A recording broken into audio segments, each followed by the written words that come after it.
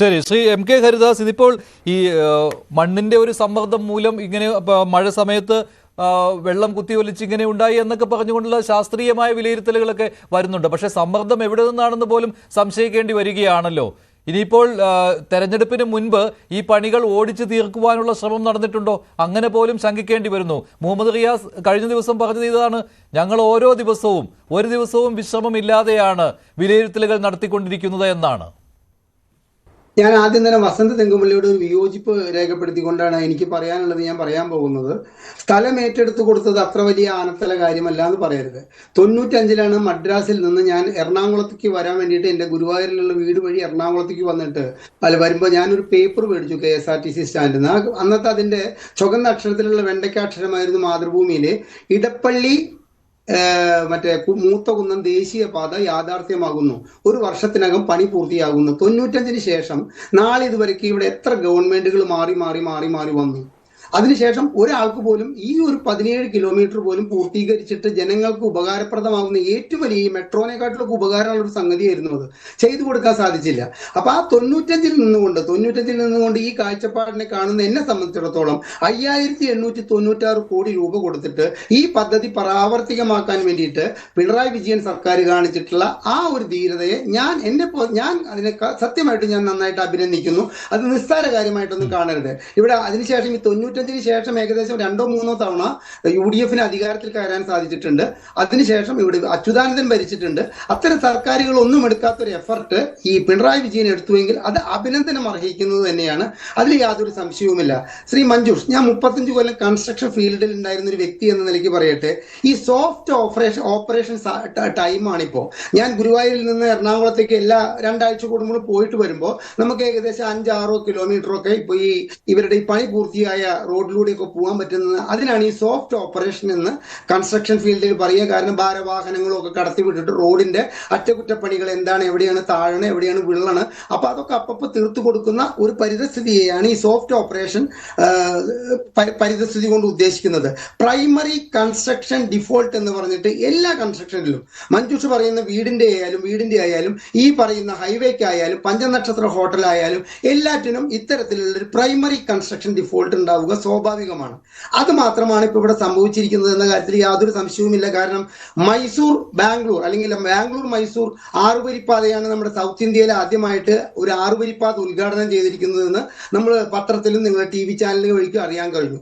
അവിടെയും ഇതുമാതിരി തന്നെ രൂക്ഷമായ വെള്ളക്കെട്ടും പല സ്ഥലത്ത് വിള്ളലുകളും കാര്യങ്ങളൊക്കെ ഉണ്ടായിരുന്നു. പക്ഷെ അവിടെ നിന്ന് കേരളത്തിലേക്ക് എത്തുമ്പോഴത്തെ നമ്മൾ ഇതിനെ വിമർശിക്കാൻ ഇപ്പൊ ഇന്നലെ നടന്നിട്ടുള്ള ഇന്ന് വൈകുന്നേരം 3 മണി വരെ 6 സ്ഥലത്താണ് വിള്ളലും മറ്റും രൂപപ്പെട്ടതെങ്കിൽ ഇപ്പൊ അത് 8 സ്ഥലത്തായിട്ടുണ്ട് എന്നാണ് ഞങ്ങളെ പോലുള്ള സാമൂഹ്യ പ്രവർത്തകർ ഞങ്ങൾക്ക് തരുന്ന വിവരം. അപ്പൊ ഇതിനെ വിമർശിക്കാൻ കാരണം എന്താ വെച്ച് കഴിഞ്ഞാൽ ഇതിന്റെ പിതൃത്വം അനാവശ്യമായിട്ട് സംസ്ഥാന സർക്കാർ ഏറ്റെടുത്തതാണ്. ഇവിടെ പങ്കെടുത്ത ഇടതുപക്ഷ ജനാധിപത്യ മുന്നണിയുടെ പ്രതിനിധി പറഞ്ഞു, അങ്ങനെ 5896 കോടി രൂപ കൊടുത്തിട്ടുണ്ടെങ്കിൽ എന്തുകൊണ്ട് ആ പിതൃത്വം ഏറ്റെടുത്തുകൂടാ എന്ന്. ഈ ഫെർട്ടിലിറ്റി ക്ലിനിക്ക് വഴി പരപുരുഷ ബീജം സ്വീകരിച്ചിട്ടുള്ള ഒരു കുഞ്ഞ് ജനിച്ചു കഴിഞ്ഞാൽ അത് എൻ്റെ കുഞ്ഞാണെന്നും രാജ്യം മുഴുവൻ എൻ്റെ ബീജത്തിൽ പിറന്ന കുഞ്ഞാണെന്ന് രാജ്യം മുഴുവൻ പറഞ്ഞു നടക്കുന്ന ഒരു അച്ഛൻ്റെ അവസ്ഥയിലേക്ക് ഇടതുപക്ഷ ജനാധിപത്യ മുന്നണിയും പിണറായി വിജയൻ സർക്കാരൊക്കെ അധപ്പതിച്ചതിൻ്റെ ഒരു ഭാഗമായിട്ടാണ് അങ്ങനെ പറയുന്നത്. കാരണം ഒരു നാഷണൽ ഹൈവേ അതോറിറ്റി വർക്കും ഒരു സംസ്ഥാന ഗവൺമെന്റും ഇത്തരത്തിലുള്ള അവകാശവാദം ഉന്നയിച്ചിട്ട് ഒരു തെരഞ്ഞെടുപ്പിന്റെ ഇരയാക്കാൻ, അതായത് ഇനി സോളാറിന്റെ ഇര ഈ 2 തെരഞ്ഞെടുപ്പുകൾക്ക് അധികാരം നൽകിയെങ്കിൽ ഇനി ആ പരിപ്പ് കേരളത്തിൽ വെവില്ലെന്ന് ഇവർക്ക് മനസ്സിലായതിന്റെ പേരിലെ മൂന്നാമത് ഈ തെരഞ്ഞെടുപ്പിന് 2026 നടക്കാൻ പോകുന്ന നിയമസഭാ തെരഞ്ഞെടുപ്പിലേക്ക് ഒരു ഇരയായിട്ട് ഉള്ള ഒരു സംഭവമാണ് ഈ നമ്മുടെ പ്രകൃതി ഇപ്പൊ പൊളിച്ച് കയ്യിൽ കൊടുത്തിരിക്കുന്നത്. ഈ അപകടം പറ്റിയ സ്ഥലത്ത് ഒരു കാരണവശാലും 6 ബ്ലോക്കുകൾ 12 മീറ്റർ കൂടുതൽ ഉപയോഗിക്കാൻ പാടില്ല. ഈ അപകടം പറ്റിയ സ്ഥലത്ത് 18-20 മീറ്റർ സ്ഥലത്ത് ഈ 6 ബ്ലോക്കുകൾ കൊണ്ടാണ് ഈ ഉയരമുള്ള ഭാഗം കെട്ടിപ്പൊക്കിയിരിക്കുന്നത്. ഇന്നലെ ഇപ്പൊ ഇവിടെ ശ്രീ വസന്ത് തെങ്ങുപള്ളി പറഞ്ഞതുപോലെ തന്നെ ആ ഇടിഞ്ഞു വീഴുത് അതുകൂടെ പോയ കാറിന്റെ മുകളിലേക്കാണെങ്കിൽ ഇന്ന് ഈ ചർച്ച ഇത്ര ലാഘവമാക്കാൻ നമുക്ക് സാധിക്കുമോ? അതുമാതിരി തന്നെ ഇത് BOT അടിസ്ഥാനത്തിലല്ല, ഹാം എന്ന് പറയുന്ന ഒരു സിസ്റ്റം പ്രകാരമാണ്. അതായത് BOT അടിസ്ഥാനത്തിൽ അഡ്വാൻസ് കോൺട്രാക്ടർക്ക് കൊടുക്കില്ല. ഇവിടെ 40% അഡ്വാൻസ് കൊടുത്തിട്ടാണ് ഈ റോഡ് പണിയിപ്പിക്കുന്നത്. ഇതിനെ കുറിച്ചിട്ട് എന്തെങ്കിലും ബോധമുണ്ടെങ്കിൽ ഈ മുഹമ്മദ് റിയാസ് ഇത്തരത്തിലുള്ള റീലുകളും പോസ്റ്റുകളൊക്കെ സമൂഹ മാധ്യമത്തിൽ പോസ്റ്റ് ചെയ്യുക. വീക്കിലി റിവ്യൂ എല്ലാ എല്ലാ ആഴ്ചകളിലും ഞങ്ങൾ ഒരു ടീമായി പോയിട്ട് ഇതിന്റെ റിവ്യൂ നടത്തുന്നു എന്ന് പറയുമ്പോൾ ഒരു സ്ഥലത്ത് പോലും ഇതിന്റെ കൃത്യമായ സൂപ്പർവൈസേഷൻ നടന്നിട്ടില്ലെന്ന് വേണം. ഇത്തരത്തിൽ നമുക്കിപ്പോൾ 8 സ്ഥലത്തായി വിള്ളല് അല്ലെങ്കിൽ ഇത്തരത്തിലുള്ളൊരു എന്താ പറയണ്ടത് പ്രൊട്ടക്ഷൻ വാള് ഇടിഞ്ഞു വീഴുന്ന അവസ്ഥയിലേക്ക് ഈ കാര്യങ്ങൾ നീങ്ങുമായിരുന്നില്ല.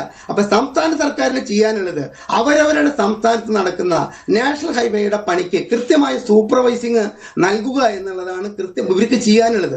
ഇപ്പൊ നോക്കി നോക്കൂ, ഇപ്പൊ ഇവിടെ ഞാൻ മഞ്ജുഷ് പറയുന്നു വിചാരിച്ചു ഇന്ന് രാവിലെ നിങ്ങളുടെ അതായത് എം കെ ഹരിദാസ്, ഇതിന് സംസ്ഥാന സർക്കാരിന് ചെയ്യാവുന്ന കാര്യങ്ങൾ ഒന്ന് ഭൂമി ഏറ്റെടുത്ത് നൽകുക എന്നുള്ളത്, അത് സംസ്ഥാന സർക്കാർ കാര്യക്ഷമമായി തന്നെ ഏറ്റെടുത്ത് നൽകുകയും ഉണ്ടായി. അതിന് 25% ചെലവും സംസ്ഥാന സർക്കാർ വഹിച്ചിട്ടുണ്ട്.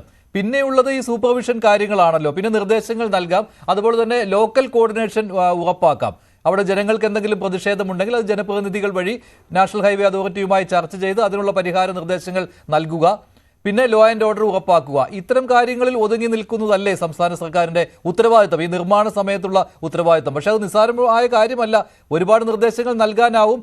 ഈ ഇപ്പൊ നിർമ്മാണത്തിനിടയിലെ പാളിച്ചകൾ ചൂണ്ടിക്കാട്ടാനും കഴിയും. അതിനാണല്ലോ റിവ്യൂ മീറ്റിംഗ് എന്ന് പറയുന്നത്. അപ്പോൾ മന്ത്രി പറയുന്ന പോലെ റിവ്യൂ മീറ്റിംഗ് നടന്നിട്ടുണ്ടെങ്കിൽ ഇതൊന്നും സംഭവിക്കുമായിരുന്നില്ല എന്നല്ലേ? മന്ത്രി പറയുന്നത് പോലെ, മന്ത്രി അവകാശപ്പെടുന്നത് 100 റിവ്യൂ മീറ്റിംഗ് ആണെങ്കിൽ 2 or 3 റിവ്യൂ മീറ്റിംഗിനടക്കം അപ്പുറം ഒന്നും ഇവിടെ നടന്നിട്ടില്ല എന്ന് വേണം നമ്മൾ മനസ്സിലാക്കാൻ. അതിന്റെ കാര്യം എന്താണെന്ന് വെച്ച് കഴിഞ്ഞാൽ, മഞ്ജുഷ PWD വർക്ക് നടത്തുന്ന, അതായത് ഈ മുഹമ്മദ് റിയാസിന്റെ അണ്ടറിൽ ചെയ്യേണ്ടതായിട്ടുള്ള, അദ്ദേഹത്തിന്റെ വകുപ്പിന്റെ അണ്ടറിൽ ചെയ്യേണ്ടതായിട്ടുള്ള ജോലികൾക്ക് പോലും ഒരു സൂപ്പർവൈസറെ നമ്മൾ എവിടെയും കണ്ടിട്ടില്ല. ഒരു ഓവർസിയറെ നമ്മൾ കണ്ടിട്ടില്ല. ഒരു സബ് എഞ്ചിനീയറെ നമ്മൾ കണ്ടിട്ടില്ല. ഞാനൊക്കെ പല സ്ഥലത്തുകളും വണ്ടി നിർത്തിയിട്ട് ഞാൻ ചോദിക്കാറുണ്ട്, ഈ പണി നടക്കുന്ന ഇവിടെ ഏതെങ്കിലും PWD ഉദ്യോഗസ്ഥർ ഇന്നലെ മിനിഞ്ഞാന്ന് വന്നോ, ഇവിടേക്ക് ഈ പണി തുടങ്ങിയതിന്? അതൊക്കെ കോൺട്രാക്ടറിൽ നിക്ഷിപ്തമാക്കി കൊടുക്കുകയാണ് ഇവര്. ആ സ്വന്തം സംസ്ഥാനത്തിന് അധികാരമുള്ള ജോലികൾ നടത്തുന്നിടത്ത് കൃത്യമായ ഉദ്യോഗസ്ഥരെ നിയമിക്കാത്ത മുഹമ്മദ് റിയാസ് ഈ പണി, നമ്മുടെ ദേശീയപാതയുടെ പണി നടക്കുമ്പോൾ കേന്ദ്ര ഗവൺമെന്റിന്റെ ഉത്തരവാദിത്തത്തിലുള്ള ഒരു പണി പോയി നോക്കി എന്ന് പറഞ്ഞു കഴിഞ്ഞാൽ അത് കേരളത്തിലുള്ള ജനങ്ങളെ അങ്ങേറ്റം വിഡ്ഢികളാക്കുന്നതിന് തുല്യമല്ലേ അത്? അദ്ദേഹം ആ അവകാശവാദം ഉന്നയിച്ചുകൊണ്ട് ഇത്രയും ഉഷാറായിട്ട് ഇദ്ദേഹം അധികാരത്തിലേറിയപ്പോൾ പറഞ്ഞ ഒരു കാര്യം കൂടി ഞാനിവിടെ പറയുകയാണ്. കേരളത്തിൽ എന്ത് കൺസ്ട്രക്ഷൻ നടക്കുന്നുണ്ടെങ്കിലും അത് PWD നേതൃത്വത്തിലാണെങ്കിൽ ഞങ്ങൾ അവിടെ, ഞാൻ ഒരു ചോദ്യം അദ്ദേഹത്തോട് ചോദിച്ചതാണ് ഒരു ചർച്ചയിൽ അദ്ദേഹം ഫോണിൽ വന്നപ്പോൾ. കാരണം ബാംഗ്ലൂരിലായാലും മദ്രാസിലായാലും ഒരു കൾവർട്ടിന്റെ പണി നടക്കട്ടെ, ഒരു ഫ്ലൈ ഓവറിന്റെ പണി നടക്കട്ടെ, അവിടെ ഒരു വലിയ ബോർഡ് കാണാം, ആരാണ് കോൺട്രാക്ടർ, എത്ര ദിവസം കൊണ്ട് പണി തീർക്കണം. ഏറ്റവും അവസാനം അതിന്റെ കൗണ്ട് ഡൗൺ ആണ്.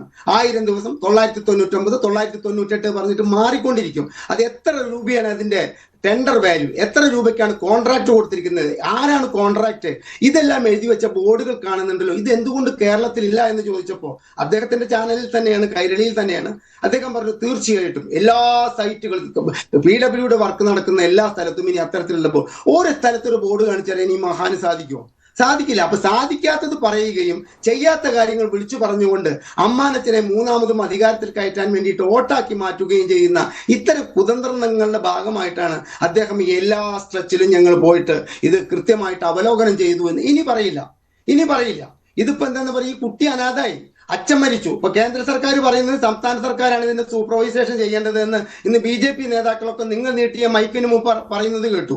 അപ്പൊ അതേമാതിരി തന്നെ ഇപ്പൊ സംസ്ഥാന സർക്കാർ പറയുന്നത് ഞങ്ങൾക്ക് ഇതിലെന്താ, ഞങ്ങൾ സ്ഥലം ഏറ്റെടുത്ത് കൊടുത്തു, അതിനപ്പുറം ഞങ്ങൾക്ക് എന്താ. അപ്പൊ ഇപ്പൊ അച്ഛനും മരിച്ചു, ഈ കുട്ടിയുടെ അമ്മയും മരിച്ചു. അതുകൊണ്ട് ഇനി വലിയ അവകാശവാദങ്ങളുമായിട്ട് മുൻപോട്ട് വരില്ല. കാരണം നാളെ ജനങ്ങൾ ചോദിക്കും, ഇന്ന സ്ഥലത്ത് ഇന്ന മാതിരി ഒരു വിള്ളലും അതുമാതിരി തന്നെ മതിലിടിച്ചിലും ഉണ്ടായപ്പോ നിങ്ങൾ പറഞ്ഞത് കേന്ദ്രത്തിന്റെ ഉത്തരവാദിത്തത്തിൽപ്പെട്ടതാണ്, പിന്നെ എങ്ങനെയാ പറയാ എന്ന് ചോദിക്കുന്നത് കൊണ്ട് ഇനി വരില്ല.